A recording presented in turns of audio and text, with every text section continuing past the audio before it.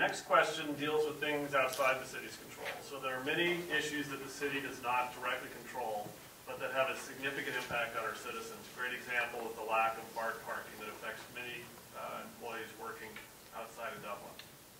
So first, what do you view as the top 3 challenges that are outside of the city's direct control? And what will you do as mayor to ensure our voice is heard at the county and state level such that action is taken? Starting with Mr. Costello. The buildings that they're building over at my BART station, I lived there at the Dublin BART.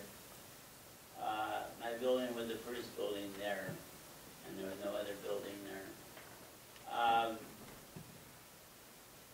Now what they're doing is they are taking away of the parking lot that was originally there, and we had the biggest parking lot of all of BART. Now we have the smallest, because they are building up houses for people who live there. And they're not low-income houses. They are very expensive units for people, $3,700 for 3 bedrooms or below. And I can't afford that, and neither can David. I'm sure that he cannot afford it. You know, but you're right about that, I'll tell you. But, you know, we as citizens have to stick together and say, hey, if you're going to build the houses, if you're going to build the units, make them affordable for the seniors, for the disabled, and for the moderate people so they don't have to go all the way to San Francisco to get a great job and then come back, and then they're spending all their money going back and forth in the park. You know, build it so that we can live together in harmony here in Dublin. Mr. Hart? I think I'll use my three picks by saying schools, schools, and schools. That's the impact that affects everybody in the city, that the city council does not have any specific direct control over. We do have 2 BART stations, all right, which is both a benefit and a curse. BART to Livermore, I think, is one of the key issues that will reduce the number of cars in Dublin and Pleasanton, obviously, the way that it's built. We do have to, I mean, everyone that drives down Dublin Boulevard realizes that people are parking far across the street off of Dublin Boulevard that impacts the community itself.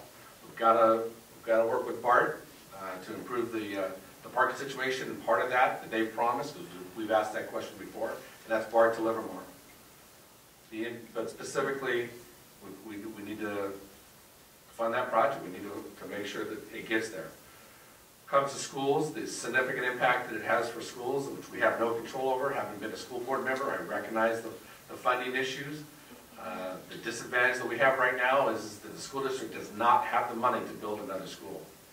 We have Amador Elementary School, which is probably, when it opens up in August or September of next year, is already overcrowded. They don't have the money for the next school. They don't. We need to talk about a statewide ballot measure, which I've started a petition for, and that happens every 2 years. So we will not get an opportunity to vote on a statewide ballot measure, all right, to 2016. And Governor Brown has already said he's not putting one on the ballot. So that's 2020 until he gets out of office, assuming that he wins re-election. So we need to make sure that we are conscious about things that we have control over. As your mayor, I will be working with BART, our district individual, and the board, as well as our school board, to make sure we can improve the things we have no control over, but do have a significant impact. Thank you.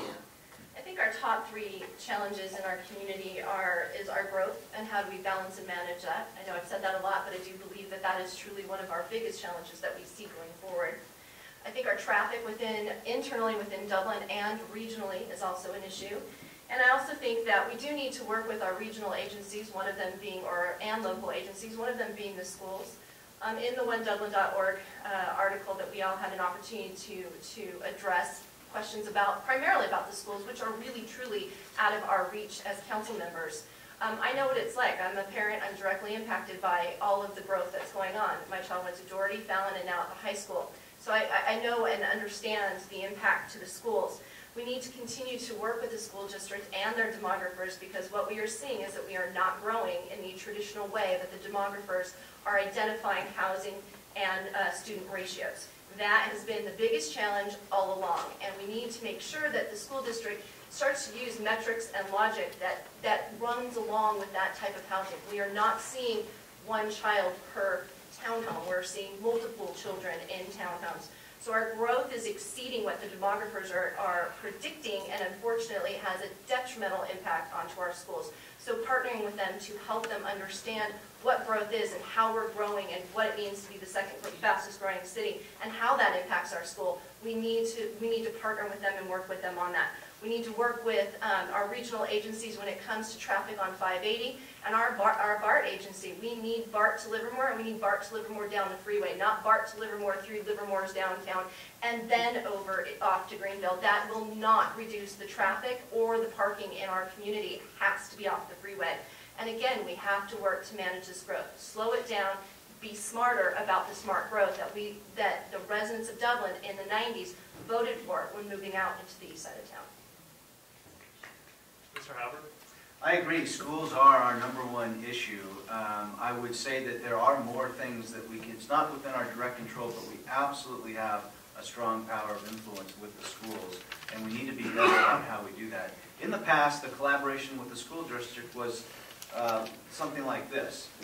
We're going to build this many homes. You got it? So they would just hear how many homes were being built that the city was planning.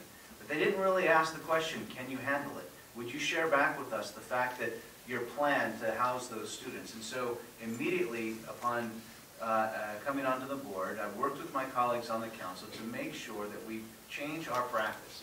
That when we consider new development, right now today, we are asking the school district to provide us with feedback that they can handle that growth. And I'm not even sure that we're getting the right answers, so we have to ask the question maybe a little bit differently. But we're asking the question at least, and that's a far step ahead of just telling them what we're planning to do.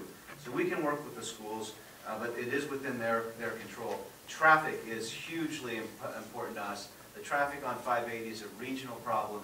BART to Livermore is a regional solution that we have to provide. We don't see parking at BART now. Some people have said add more parking at BART, but it doesn't make sense because when BART does go to Livermore, that will be alleviated. So we have to think long term about that. Lastly, we can't affect what other cities do. When Livermore puts in the outlets, that affects us, but we can't control that. We want jobs to come to Dublin. We want businesses to move to Dublin, but we have 10 million feet in Bishop Ranch, just up the freeway, which is a mega hub for businesses. And that's anybody that moves to the area regionally, and I've talked to many of them, they're going to go to Bishop Ranch, and so we can't control that.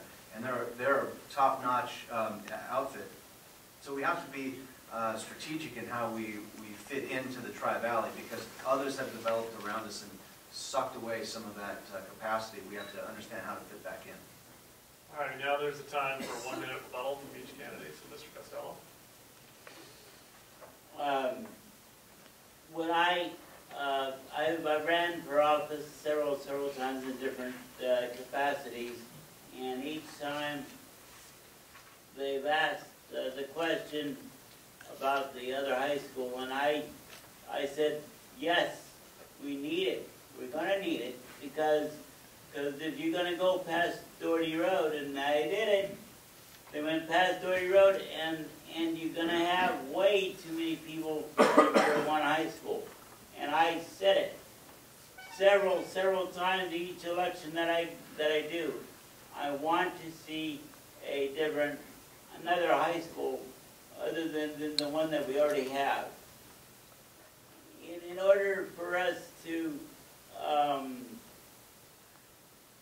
keep up with the demand that we are putting on ourselves, we got to make sure that the I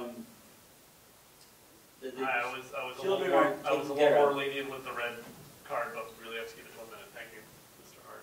I'm not so sure I remember the same rendition as Mr. Halbert, that the school board was completely oblivious to the issues of growth. It wasn't that quite simple. However, I think working together in partnership all right, with the school district as we continue to grow, all right, as we continue to build out our schools, we need to obviously keep that thought in mind. There's no question about that. We need to continue that partnership. And I think as a previous school board member and knowing how they work, we're going to do that. And I also had an outreach on a number of occasions in the petition that we have going to have more money brought in to build more schools, all right, just to fit what we currently have, not even talking about the growth. And I'm glad that Sean brought up the part about the second high school. We need to probably have some dialogue about that. We were talking one high school with 2,500. Now they're talking about projections of 3,500 at the high school. We need to now be talking about a potential second high school, but they can't afford it, and there's nowhere to place to put it right now.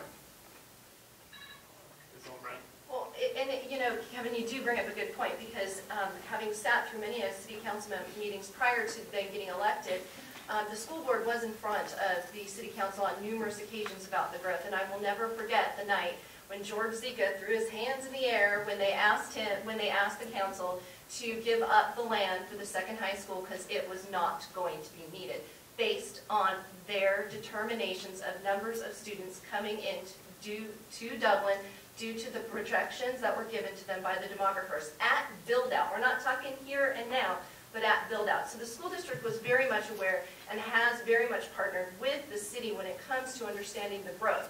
There is a partnership there between Dr. Henke and the city manager. They meet, they discuss, and there is very much an awareness of what's going on. Whether or not the schools have the financing to keep up is the biggest issue that they have. And they choose to do internally built schools rather than developer-built schools, which also brings challenges to our school district. Mr. Albert? I think it's just really important that we formalize and put into policy the idea that the school district is well informed, but also providing official feedback. To come to a meeting here and there, when it happens to be convenient is one thing. To come with every single project that we do, seeking commitment and seeking understanding from the school district is really what we added recently, and that's really what was needed, and that's the extent to which I'll go to partner with the schools. There's other things that we can do. We've looked at giving them land that the city has, that is maybe set aside for a park today, but it's needed for the schools. That's never been thought of before, and it's a creative idea that I fully support and in fact brought up on several occasions, because the school district cannot afford the land, so we may need to go to that extent. I'll bend over backwards for the schools. I always have and I always will, and we need people that will do that.